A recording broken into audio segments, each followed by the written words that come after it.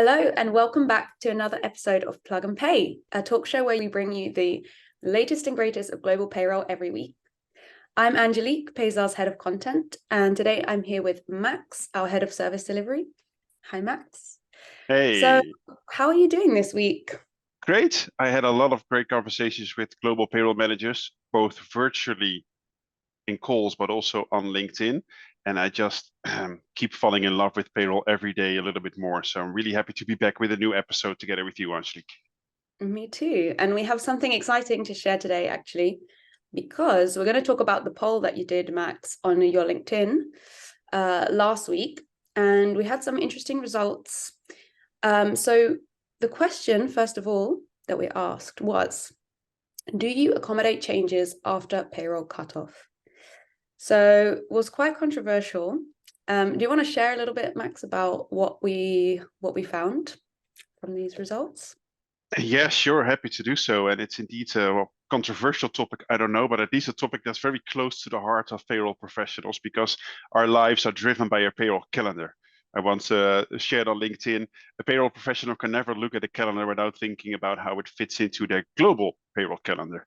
And so is processing changes after cutoff, which is maybe the most important topic to discuss with your internal stakeholders. So to the question, it was, do you process any changes submitted after your cutoff? We got a chunky 74 respondents in 3 days, which is good. So thanks everyone for engaging, and please continue to do so because we'll be issuing more polls. And it was a 3-part answer. So you could say yes, which means I do process changes after cutoff. No, as in you're very strict, I don't do it. The other answer was only by strict exception. And the results were actually pretty surprising because if you would combine the results, it's 89% allow changes after cutoff and will process it. And out of that 89%, 31% just said yes, which basically means we'll process changes along the way after cutoff. Whereas 58%, which was also my own answer, which is only by strict exception. So that means there is a process in place where you assess the risk of processing a change after cutoff and don't just automatically process a cutoff.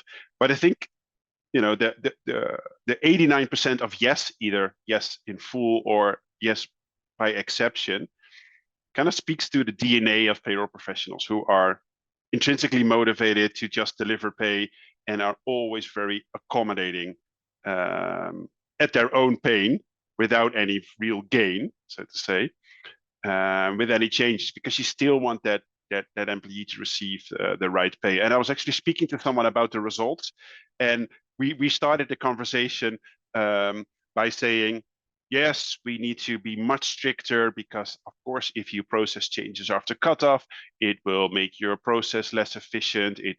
Is very prone to error because most of the times in any business in life, if you process any rushy changes, right, there's no due diligence or you don't have real support to review, then it raises the risk. And also there's typically increased cost because if you're in an outsourced arrangement and you've submitted your payroll for processing, if you then need to process those changes, typically there's an additional off-cycle cost. But of course, there's still the employee experience and employee value proposition that you're talking about because you want to make sure that you deliver on HR's promise. And that comes to the fact that, yes, we want to deliver on HR's promise, but therefore we also need to play together to make sure the payroll calendar works for each actor in the process. And when I started unraveling that with the person I spoke to, and then it came down to, well, yes, I want to restrict changes after cutoff. However, in the end of the day, I'm just still going to accommodate it. So there's kind of this ambition to say, yes, this is my calendar, but then there is this, at the end of the day, when the situation's there, you're most likely still going to accommodate. And we'll likely speak on that as well. But I believe, Angelique, you've also reviewed the comments that we had on the post and wanted to share something around that too. Yeah, actually, we had quite a lot of interaction going on. As I said, maybe not a controversial topic, but definitely people had the strong opinions to share about it. So some people were quite firm, and for example, saying our approach is to only allow changes by strict exception Or there are times when you have to, but you should never make it common practice. It's all about education and communication. The many should never be placed at risk of not getting paid because of the few. So there was quite a few comments along those lines. And then others were a little bit more flexible. So we had someone commenting, deadlines are important in payroll, but you can't be too strict about those. Provide reasonable options for clients needing post-cutoff processing. And then on the other side of the spectrum, so some thought that it was actually needed to be based more on specific circumstances. So stating, it's not as simple as a yes or no answer. We stick to our submission deadlines as much as possible. However, when something is received late, we evaluate the impact on the employee and assess and rework in the following payroll. So quite a mixed bag. So I know that you said you voted for depending or by strict, only by strict exception. So where do you stand? Expand a little bit more on your opinion on this. Yeah, thanks, Angelique, and thanks everyone for commenting on the post as well. I think it's good that these stories are out there for the broader community and for our stakeholders. So my stance is, I want to be strict, but I need to be accommodating if I must. And I'll probably give an example of one of my prior jobs. So this was a Friday, and I was actually going to a family-in-law weekend. I shall not name the further details, but I wasn't overly excited about that weekend. More so because about the in-laws, right? No, great people. I love them. If they're listening, I love them. But it was a Friday. It was the payroll cutoff. Now that's typically a day which is, fully packed for the payroll professionals. You need to rush through, get everything done because there is a payroll cutoff, and then there is a payroll submission in an outsourced arrangement. And you want to keep that window as short as possible, but still you would want the quality of the data and the reviews to be at 100%. So it's a stressed period. Now, of course, I brought my computer with me in that weekend, and then this fateful message comes in. Yes, I know we have submitted all the commissions, but 2 of them are actually not validated yet. Right. Now, then you get into, I'm all strict about the cutoff, but now reality kicks in, and there are 2 commissions that weren't approved yet. And it happened to be 2 commissions that supported one of the largest deals within that organization I worked for. So the stakes are high, basically. Yeah, so I think it were commissions that ranged between 250 and 500K gross euros. So this was a substantial amount. Therefore, there were processes in place where there were additional layers of review to get those type of commissions approved. And that didn't really coincide with our payroll calendar and our cutoff. So I was now posed a question, can we please wait with paying these for another 5 business days? With the comment, but we still need to pay it this month. And then the additional context was because we need to speak to the CEO to get this approved. Right. So it was already a little hint to say, well, we're going to go to the CEO. We want this to be paid. Now, I could have just in this chat channel say, sorry, the cutoff window is gone. We won't be able to accommodate this. That would be very brave of me, and it would probably also be the last thing I've said at that company, because that's not the way you want to work. So I think in balancing a cutoff, which I think is very important, and work with your stakeholders to see whatever is a feasible cutoff, to make sure the data that flows from their source systems, whether for instance, for commissions, could be Salesforce, could be Exactly, or with HR, Workday, SuccessFactors, HiBob, whatever you would need, make sure that it's seamless, and that then the data transformation you need to do after cutoff for submitting it is also seamless, which, by the way, our HR Connect module does brilliantly. So if you ever find yourself in a situation where you have difficulties doing that, we can for sure help out.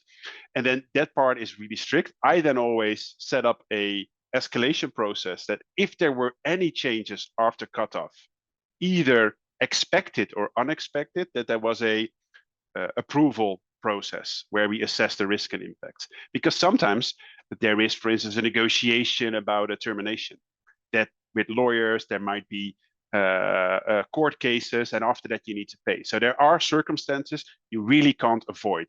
So and you would still need to process those either by legislation, for instance, in California, right? It's same-day severance pay.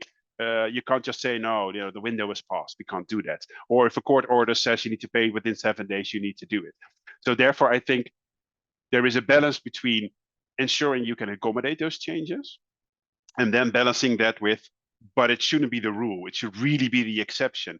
And the exception should be that you also discuss that and then do a root cause analysis. Because although it's an exception, you could still think, okay, how can we avoid this? Now, going back to the family-in-law weekend example. So because I was working at the time with a lot with the US. So after dinner, which was lovely, of course, it was a lovely dinner, lovely chat. I did open the laptop.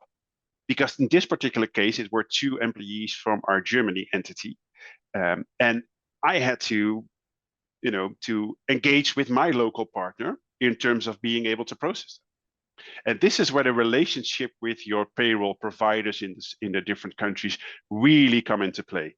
Because they knew I always did everything to make the process as smooth as possible. I had a very friendly relationship with them. I spoke about my favorite band, Rammstein, of course, a German band. Anything else German, I try to speak in German with them. Just all good relationship. So I chatted him because I had him on WhatsApp as well. I said, hey, this is happening. We can process payroll, but let's evaluate the options of what we could do. 5 minutes later, he says, Max, it's also my Friday night. Right. But I understand. Let's connect on Monday and we'll make it happen. And it's kind of in these moments where you see that you need to build relationship with your payroll vendors, your payroll providers, and you need to be able to select the best payroll providers. Because although there might be a strict process, there might be all kinds of levels of automation, life still happens. There might still be circumstances that are outside of your control. And that's the moment where you want to be, as a payroll professional, to say, yes, we have our payroll model, we have a structure in place that actually allows us to accommodate these unforeseen situations. So accommodating the exception and automating the rule. I like it. And as you say, it depends not just on the circumstances, but also the relationships you have with your partners, or we prefer to say partners than vendors. So yes, it's more complex than just a yes or no answer. Yeah, I think that relates to one of the comments, right? That someone made. It's not a yes or no answer. But yeah, thank you for sharing your perspective and your experience. And I was curious as well, is there anything else this week? It could be about cut-offs, it could be about something else that has sparked your interest in the global payroll world that you want to share with us before we end our episode? Yes, there's actually 2 things. So there is, at this moment when we are recording this, and most likely still when we're issuing it, a conference in Australia happening from the Australian Payroll Association, so TAPS, Jason Lowe. And it just shows that payroll people can actually party, Angelique. So they posted a few pictures around the closing party of the conference, and I just want to encourage everyone to go to any conference they can do, because you speak with like-minded people, just like we did with our event in Amsterdam, Angelique, that we will soon be reaching out to as well. So anybody listening to the podcast and you are in the Netherlands, will be reaching out to you to come to our event, because it was a blast. People are still buzzing about it.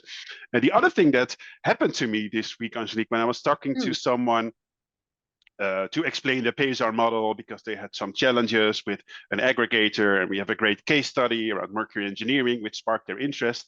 And then you do, the intros. Hi, I'm XYZ. I do this. So I said, hi, I'm Max. I do global payroll for 17 years and onwards and onwards. And then I got a question.